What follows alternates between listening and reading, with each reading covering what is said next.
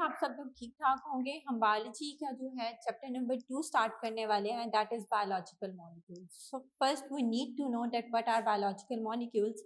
Biological molecules ऐसे molecules हैं जो कि लाइफ के लिए ज़रूरी हैं। Bio means living and molecules that are essential और that are important for living organism या फिर लाइफ के लिए वो बहुत ज़रूरी हैं। और बायोलॉजिकल मॉलिक्यूल्स में जो सबसे इम्पॉर्टेंट टॉपिक है, इंट्रोडक्शन टू बायोकेमिस्ट्री हम स्टार्ट करेंगे। हम यहाँ पे ये भी डिस्कस करते चलें कि व्हाट इज़ बायोकेमिस्ट्री। बायोकेमिस्ट्री में दो लफ्ज़ हैं, बायो एंड केमिस्ट्री। सो हम कह सकते हैं कि biochemistry is a branch of biology and it is also the branch of chemistry and it is the blend of both bio and chemistry, जिसकी डेफिनेशन को फर्दर हम समझते हैं और हम देखेंगे कि किस तरह से जो है बायोकेमिस्ट्री हमारी लाइफ पे अप्लाई होती है और इसके बगैर ह्यूमन ऑर्गेनिजम्स का या ह्यूमंस का या लिविंग ऑर्गेनिजम्स का रहना मुश्किल है और ये बहुत ज़रूरी है लिविंग ऑर्गेनिजम्स के लिए। जैसे कि हम ऑलरेडी डिस्कस कर चुके हैं कि biochemistry is a blend of both bio and chemistry, और इसमें दो लफ्ज़ हैं तो इनका लिटरल मीनिंग क्या है। Bio means living and chemistry means chemical reactions. यहाँ पे अब केमिकल रिएक्शंस का क्या काम है या हम इसको कैसे डिफाइन करेंगे, तो biochemistry is defined as study of chemical components and chemical processes in living organisms. So what are chemical processes, और इन केमिकल प्रोसेसेस का लिविंग ऑर्गेनिजम्स में क्या काम है या लिविंग ऑर्गेनिजम्स में ये क्यों ज़रूरी हैं। सो हम यहाँ पे ये कह सकते हैं कि लिविंग ऑर्गेनिजम्स या life is actually based on chemical reactions. In chemical reactions के बगैर लाइफ जो है वो एग्जिस्ट नहीं कर सकती। इसमें हम कुछ एग्जांपल्स देखेंगे। For example photosynthesis, respiration, digestion of food, muscle contraction, respiration, breathing, ये सारे के सारे प्रोसेसेस जो हैं इनके लिए केमिकल रिएक्शंस, केमिकल प्रोसेसेस बहुत ज़रूरी हैं इनको कैरी आउट करने के लिए। कि अगर हमने कोई भी कॉम्प्लेक्स फूड इनटेक किया है तो उसकी डाइजेशन के लिए जो उसकी डाइजेशन हो रही है उसमें केमिकल रिएक्शंस का होना ज़रूरी है। इसी तरह मसल कॉन्ट्रैक्शन में केमिकल रिएक्शंस होंगे, इसी तरह फोटोसिंथेसिस और रेस्पिरेशन जिसमें हमारी एनर्जी प्रोड्यूस हो रही है और रेस्पिरेशन जिसमें एनर्जी यूज़ हो रही है, इनको भी हम क्या, इन सब के लिए भी केमिकल रिएक्शंस जो हैं वो लाजमी है। तो यहाँ पे एक टर्म का डिस्कस करना जो है वो बनता है व्हाट इज़ मेटाबॉलिज्म, कि मेटाबॉलिज्म क्या है। तो सारे के सारे केमिकल रिएक्शंस जो कि एक लिविंग ऑर्गेनिज्म के अंदर हो रहे हैं उनको हम कहेंगे metabolism. Sum of all chemical reactions in living organisms. अब मेटाबॉलिज्म को भी फर्दर दो तरह से जो है एक्सप्लेन किया जा सकता है, इनको डिवाइड किया हुआ है, एनाबॉलिज्म एंड कैटाबॉलिज्म। एनाबॉलिज्म क्या है, कैटाबॉलिज्म क्या है, इनमें डिफरेंस देखेंगे। Anabolism is in this smaller molecules combine to form large complex, कि smaller molecules आपस में combine होते हैं और combination के बाद वो एक larger compound, एक complex compound बना देते हैं। And what is catabolism? Catabolism में क्या होगा, इसका जो है opposite हो जाएगा। Complex molecules broken down into simpler components, कि जो complex molecules बने होंगे वो जो है उनकी ब्रेक डाउन होगी और वो सिंपल कंपोनेंट्स में ब्रेक हो जाएंगे। Next difference is anabolism is energy requiring process, कि एनाबॉलिज्म के लिए एनर्जी की ज़रूरत होती है, एनर्जी यूज़ करेंगे क्योंकि दो से ज़्यादा सिंपल मॉलिक्यूल्स ने मिलना है, उन्होंने आपस में मिलके एक बॉन्ड बनाना है। तो जब भी बॉन्ड बनता है, बॉन्ड की क्रिएशन होती है तो उसमें एनर्जी यूज़ होती है, हमेशा बॉन्ड बनने के लिए एनर्जी यूज़ होगी। On the other side catabolism is energy releasing process. यहाँ पे हमने जैसे कि डिस्कस किया है कि कॉम्प्लेक्स मॉलिक्यूल्स ब्रेक होके सिंपल सब्सटेंसेस बनाते हैं। तो सिंपल सब्सटेंस, जब भी कोई बॉन्ड टूटेगा कॉम्प्लेक्स मॉलिक्यूल का और वो सिंपल सब्सटेंसेस में कन्वर्ट होगा, तो इस केस में बॉन्ड ब्रेकिंग की केस में हमेशा एनर्जी रिलीज होगी। And the next difference is that anabolism is a constructive process. Constructive का क्या मतलब है कि कोई चीज़ कंस्ट्रक्ट हो रही है, बन रही है, तो यहाँ पे क्योंकि कॉम्प्लेक्स सब्सटेंस बन रहा है तो this is a constructive process. And the catabolism is a destructive process, है कि इसमें किसी भी कॉम्प्लेक्स मॉलिक्यूल की किसी भी सब्सटेंस की ब्रेक डाउन होगी और डिस्ट्रक्शन के बाद वो कोई सिंपल मॉलिक्यूल्स जो है वो बनाएगा। इसकी कॉमन एग्जाम्पल्स एनाबॉलिज्म और कैटाबॉलिज्म की जो कि लाइफ में पाई जाती हैं वो हैं एनाबॉलिज्म की photosynthesis and the catabolism is respiration, और ये दोनों एक दूसरे के ऑपोजिट हैं। फोटोसिंथेसिस के केस में क्या होगा कि कार्बन डाइऑक्साइड और वाटर आपस में कंबाइन होके ये सिंपलर मॉलिक्यूल्स हैं और ये कंबाइन होंगे in the presence of light energy use करते हुए। यहाँ पे एनर्जी जो है वो सनलाइट की फॉर्म में आ रही है। एनर्जी यूज़ करते हुए ये एक कॉम्प्लेक्स सब्सटेंस जो कि ग्लूकोज है उसमें कन्वर्ट हो जाएंगे। ठीक है, तो ये हो गया एनाबॉलिज्म की एग्जांपल। अब कैटाबॉलिज्म की एग्जांपल है रेस्पिरेशन। रेस्पिरेशन फोटोसिंथेसिस का ऑपोजिट है। फोटोसिंथेसिस में जो ग्लूकोज बना है एक कॉम्प्लेक्स कंपाउंड है। अगर अब इसी ग्लूकोज की ब्रेकडाउन होनी हो तो ये ग्लूकोज जो है वो ब्रेक होगा और ये कार्बन डाइऑक्साइड और वाटर में कन्वर्ट हो जाएगा। और इस प्रोसेस में चूंकि हम डिस्कस कर चुके हैं कि बॉन्ड ब्रेक हो रहा है तो इसमें एनर्जी रिलीज होगी and this energy is release in the form of ATP. अब हमने यहाँ पे कुछ जो है वो केमिकल कंपोनेंट्स भी देखने हैं कि केमिकल कंपोनेंट्स जो हैं वो कौन कौन से हैं जो कि लिविंग ऑर्गेनिजम्स में पाए जाते हैं। तो केमिकल कंपोनेंट्स बहुत तरह के हो सकते हैं, कुछ ऑर्गेनिक भी हो सकते हैं और कुछ इनऑर्गेनिक भी हो सकते हैं। कुछ एग्जांपल्स हैं इनकी, carbohydrates, protein, lipids, nucleic acids जिसमें डीएनए और आरएनए आ जाता है, इसी तरह vitamins, hormones, enzymes and inorganic salts. अब ये जो पहले तीन हैं कार्बोहाइड्रेट्स, प्रोटीन्स और लिपिड्स, ये ऑर्गेनिक कंपाउंड्स हैं। ऑर्गेनिक कंपाउंड्स किस तरह से हैं और ये बॉडी में किस तरह जो है इनकी बहुत ज़रूरत होती है और इनकी इम्पोर्टेंस क्या है, तो इनकी कुछ फंक्शंस या इम्पोर्टेंस जो है वो हमने यहाँ पे देखनी है।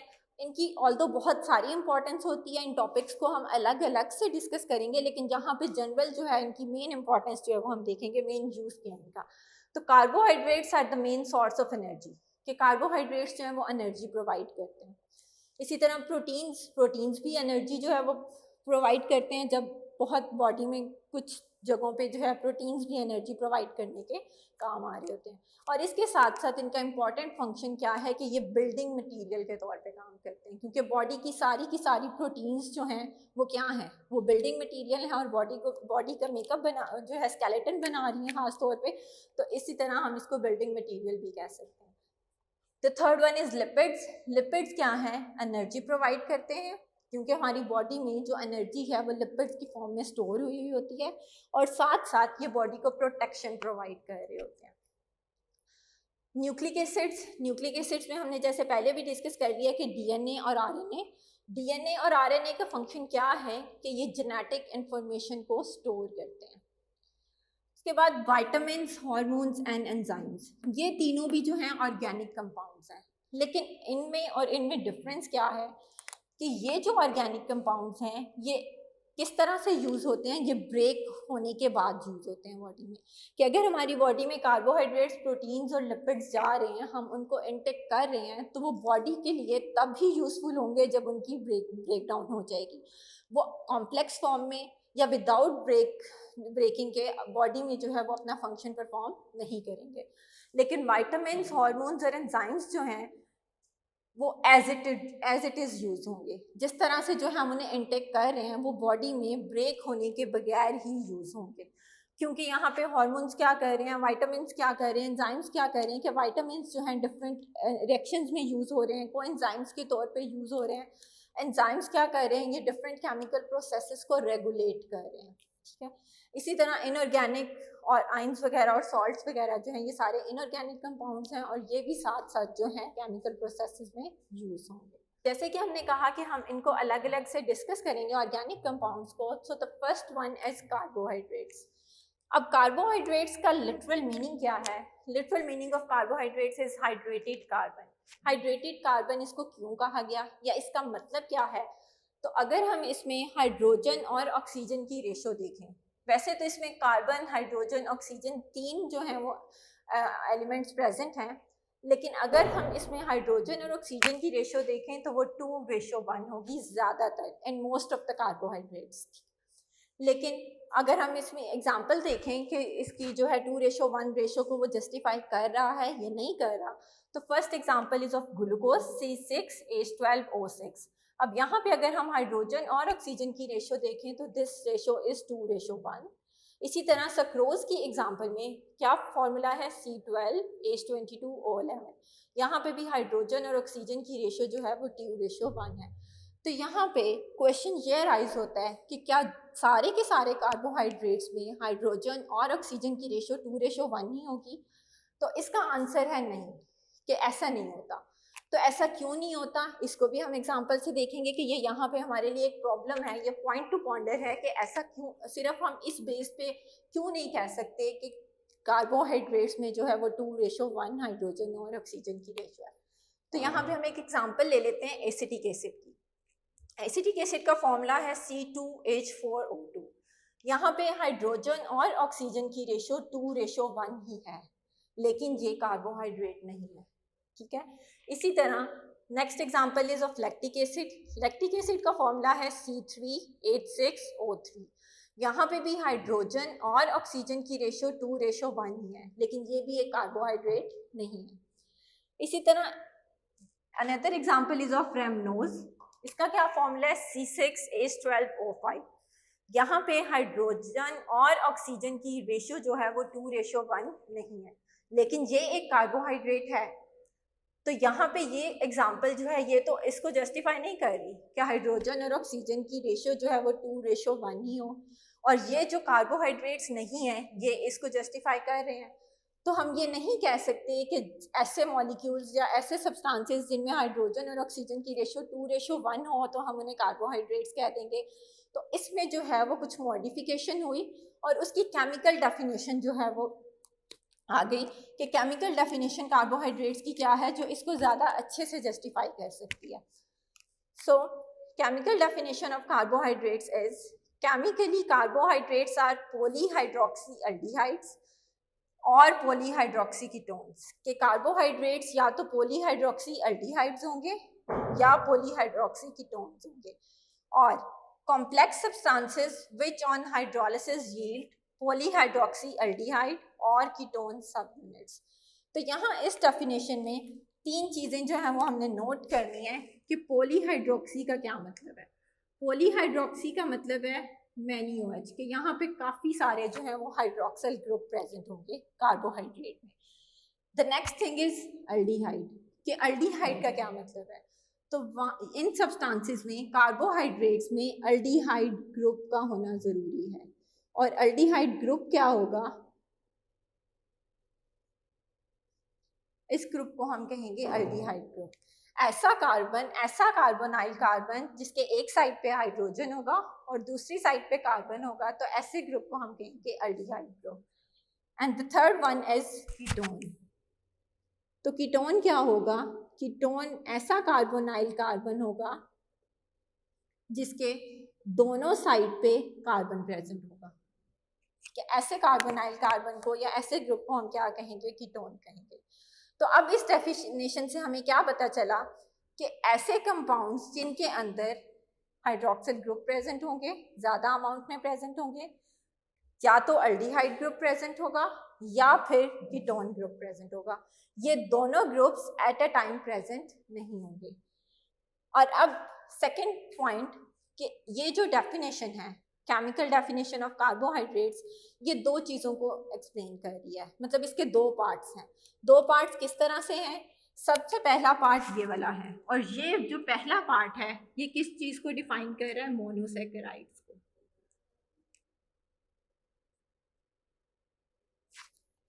क्योंकि आगे जो है हम कार्बोहाइड्रेट्स की क्लासिफिकेशन भी देखेंगे, तो यहीं से हमें पता होना चाहिए कि जो कार्बोहाइड्रेट्स की डेफिनेशन है वो किस तरह से जो है उसको क्लासिफिकेशन को भी जस्टिफाई कर रही है। तो जो इसका पहला पार्ट है वो मोनोसैकेराइड्स को जस्टिफाई कर रहा है, एंड द सेकंड पार्ट जो है वो हायर कार्बोहाइड्रेट्स को जस्टिफाई कर रहा है, जिसमें ओलिगो एंड पॉलीसैकेराइड्स जो है वो आ जाएंगे। अब पहला पार्ट जो है वो क्या कह रहा है कि chemically carbohydrates are polyhydroxy aldehydes और पॉलीहाइड्रोक्सी कीटोन्स। के जो कार्बोहाइड्रेट्स हैं वो या तो पॉलीहाइड्रोक्सी एल्डिहाइड्स होंगे या पॉलीहाइड्रोक्सी कीटोन होंगे, और ये सिर्फ एक सब यूनिट होगा। और नेक्स्ट पॉइंट क्या कह रहा है कि या इनके अलावा ये कॉम्प्लेक्स सब्सटेंसेस भी हो सकते हैं कि बहुत सारे मोनोसैकेराइड्स जो हैं वो आपस में जुड़े हुए होंगे, जो हाइड्रोलिसिस के बाद हाइड्रोलिसिस का क्या मतलब है कि वाटर की प्रेजेंस में जब उनकी ब्रेक डाउन होगी तो वो पॉलीहाइड्रोक्सी एल्डिहाइड या फिर पॉलीहाइड्रोक्सी कीटोन के सब यूनिट्स जो हैं वो प्रोड्यूस करेंगे। अब ग्लूकोज की एग्जांपल हम देख रहे हैं, this is a 6 carbon sugar. यहाँ पे जो सबसे पहला कार्बन है ये कार्बोनाइल कार्बन, ठीक है। उसके बाद जो है बाकी कार्बन के साथ हम OH ग्रुप लगाएंगे। तो यहाँ पे हमारा पहला पॉइंट जस्टिफाई हो गया कि ऐसा सब्सटेंस जिसके अंदर काफ़ी सारे हाइड्रोक्सिल ग्रुप प्रेजेंट हो जो कि पॉलीहाइड्रोक्सी हो तो उसे हम कार्बोहाइड्रेट कहते हैं। अब इस स्ट्रक्चर में हम कार्बन की वैलेंसी को जस्टिफाई करने के लिए बाकी जो है वो सारे हाइड्रोजन लगा देंगे।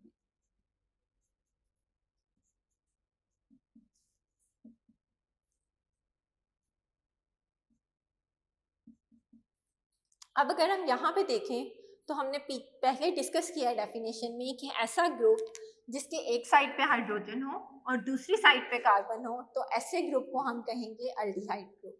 तो ये इसके अंदर पॉलीहाइड्रोक्सी भी प्रेजेंट है और एल्डिहाइड ग्रुप भी प्रेजेंट है, तो ऐसी शुगर को हम कहेंगे एल्डो शुगर।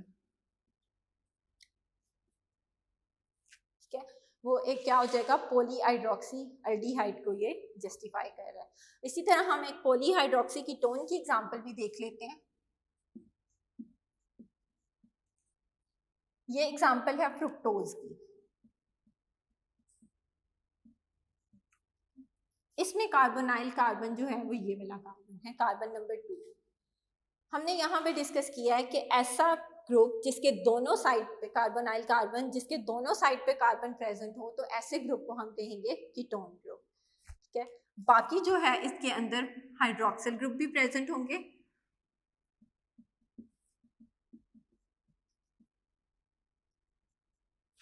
और इसकी कार्बन की वैलेंसी को जस्टिफाई करने के लिए बाकी जो है वो हाइड्रोजन।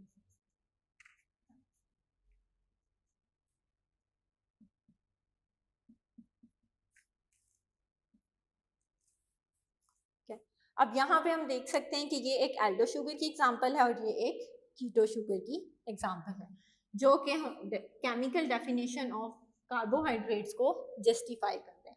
होपफुली आपको ये सब क्लियर हो गया होगा। अगर आपको कोई क्वेश्चन है तो आप कमेंट बॉक्स में जो है वो पूछ सकते हैं। Thank you. Join Aspire to inspire, ख्वाहिश से तकमील तक।